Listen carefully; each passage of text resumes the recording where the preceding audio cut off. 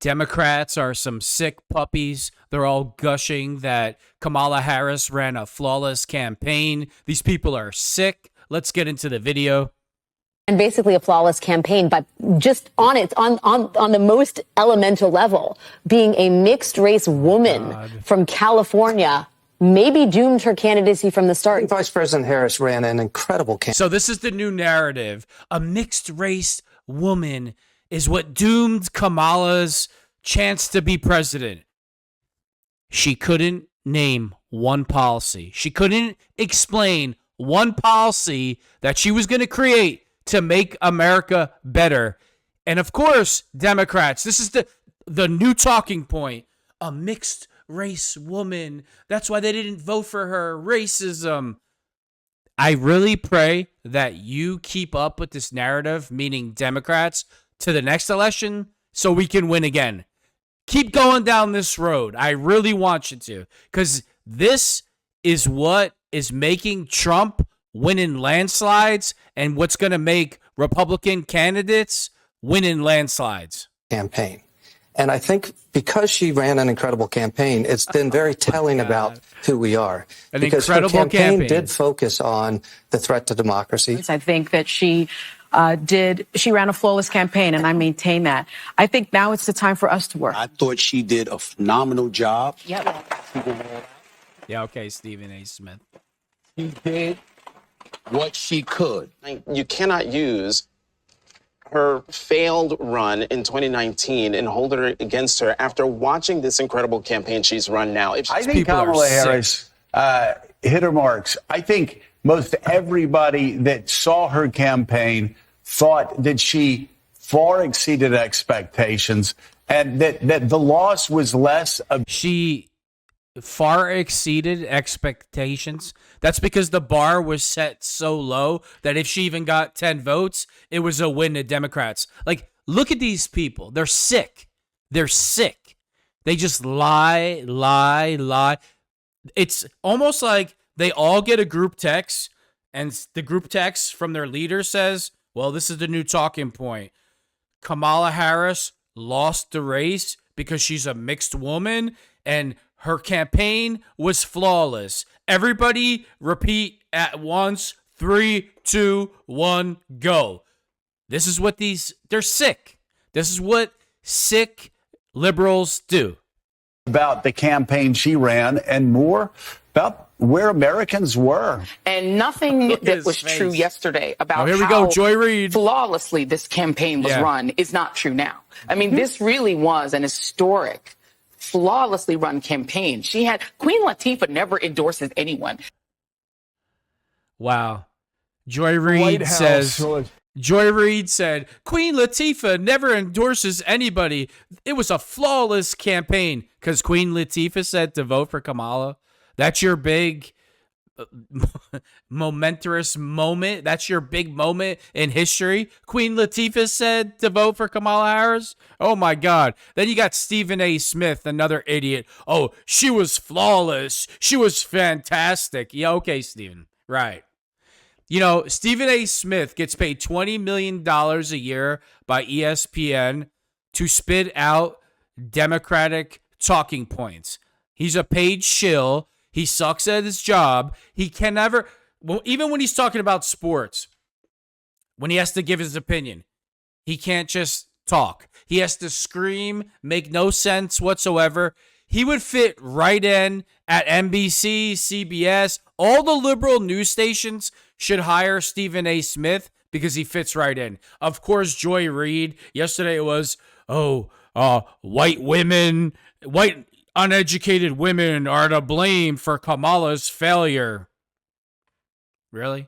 Had nothing to do with Kamala. Had nothing to do with the policies that she couldn't even name. It had nothing to do with Kamala when they gave her a softball and Sonny Holston said, if there was anything different you could do than Joe Biden, what would it be? Oh, I can't think of nothing. The economy's through the roof, border invasion, World War III's going on, but I have nothing to change. Everything's great. It's perfect. Vote for me. Right.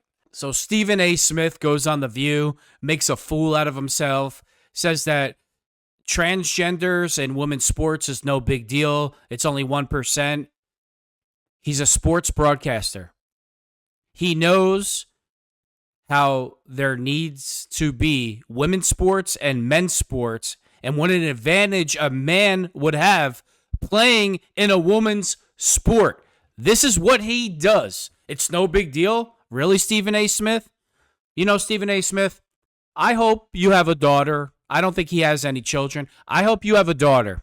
And what I hope is that a transgender, a man, takes away an opportunity for her to go to college, to win a gold medal, or perhaps even injures her in a game. Something that a lot of Americans have to worry about in today's day and age. And you know why you deserve that? Because for you to get up there as a sports broadcaster and say it's no big deal that a man is playing in women's sports, you're a piece of garbage. You're garbage. You're total garbage. And I hope what you put into the universe comes right back to you. Surprised at how lopsided it was. I was not surprised by the outcome. Mm-hmm. I saw the outcome coming from a mile away. Yeah, he's the smartest you have guy to take ever. into account, listen, we respect our... He's the smartest guy ever, but can't figure out that men shouldn't be playing women's sports. You can call them trans, you can call them whatever you want. The bottom line is they're men, and they shouldn't be playing women's sports. How come somebody like Stephen A. Smith won't come out and say that men shouldn't be playing in women's sports when he knows damn well that they shouldn't be? Where are all these tough guys, Ryan Clark, you name it, on ESPN? Could you imagine if a transgender athlete took an opportunity away from Ryan Clark's daughter? Oh, he'd be crying his eyes out 24 hours a day. That something needs to change. But since it doesn't affect his children, he'll stay quiet like the coward that he is, like the coward that Stephen A. Smith is.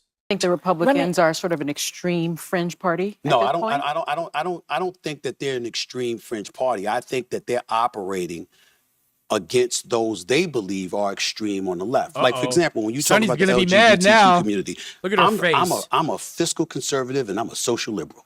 I'm fiscal with my dollars. I ain't apologizing for not wanting to pay high taxes to anybody. I'm not apologizing for Look that, at Sonny's right? face. But outside How dare of that, you? I'm pretty liberal. Live and let live, okay? But you had folks on the left that were introducing some things when we got in the whole transgender issue, and they were talking about bathrooms, or they were talking about males transitioning to females and competing against girls in sports and stuff like that. These That's are less than 1% of the population. I understand that, But you know what? Let's see. But I think that's where the mistake is made. Yeah, 'cause- You're saying it's ridiculous. I don't disagree with you. Yeah. But most of the So Stephen A. Smith, a sports reporter that covers sports, doesn't think that he says it's ridiculous that people are mad that men are competing against women. That's Stephen A. Smith's point of view. He's an absolute disgrace. I really hope one day you have a daughter, your sister, a female in your family gets an opportunity stripped away from her, or I'm not going to bring up the injury thing. I don't want to go there with somebody's family. But I hope somebody in your family loses an opportunity to a man playing a woman's sport. Let's watch some more liberal meltdowns. These people are sick. Nothing down at all. Kidding.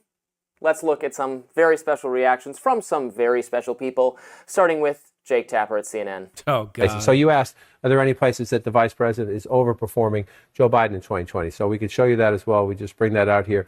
Harris overperforming in 2020. Holy smokes. There you go. So let this go away and see if there's anything on the Holy east side there. smokes, Jim. Literally nothing? Literally nothing. Literally not one county? No, in fact, that was a bit of a technical classic. snafu. There were some counties that she did better in. He's like, nothing? Not even one county? She didn't do better anywhere? Not one place on the map? The guy's like, yep, sorry, Jim. Don't know what to tell you. He's ready to cry. But you heard the dismay. Then there was Van Jones. Let's watch. It's not the elite that's going to pay the Oh, price. here we go. It's people who woke up this morning with a dream and are going to bed with a nightmare. Oh, And those people didn't deserve to be respected and held and talked to. Listen, Van Jones, those people need to be held. Trump won. Grown men need to be held like babies and coddled and let me hold you. Van Jones, hey, if that's the way you go, that's the way you go. Welcome to 2024. Those are the people who are going to pay the price for whatever Donald Trump decides to do. Yeah, but Van, how do we know that those people didn't vote? A large portion of those people aren't part of the people that elected Donald Trump. Well, right? I think that's a good part of the electorate. And the black women, the party, the Democratic Party, let those black women down. Not Donald Trump. And then my favorite reaction of all from one of my favorite commentators, The Politics of Joy, Joy Reid, that is. Oh, yeah. Let's watch. Black voters came through for Kamala Harris. White women voters did not.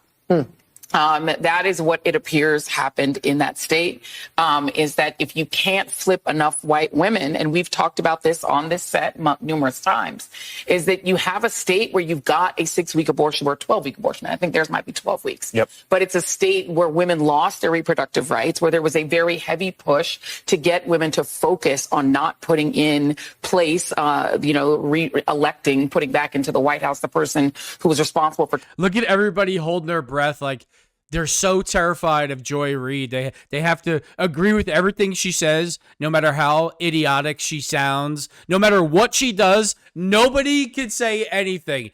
Now Joy's blaming white women for Kamala's loss. Go figure. How long did I think that was going to take? 2 seconds? Taking those rights away and restoring them. But that message obviously was not enough to get enough white women to vote for Vice President Harris, a fellow woman. This will be the second opportunity that white women in this country have to change the way that they interact with the patriarchy. So Joy Reid blames white women for Kamala's loss. It's just, I can't stand her. She's the most... Her and Sunny Howson are two of the most vile, disgusting human beings on planet Earth, never mind in politics. They're just absolutely disgusting and refuse to take any responsibility for anything. No, it had nothing to do with Kamala's campaign. She can't answer a question. She hid for months. Wouldn't go on the Joe Rogan show. Kamala's the vice president of the United States of America for 4 years. She's done absolutely nothing, but somehow it's white women's fault. Right. But aside from the eulogies and the blame game, the question is, how did the media get it so wrong yet again? Yes, I guess it's all white women's fault. That's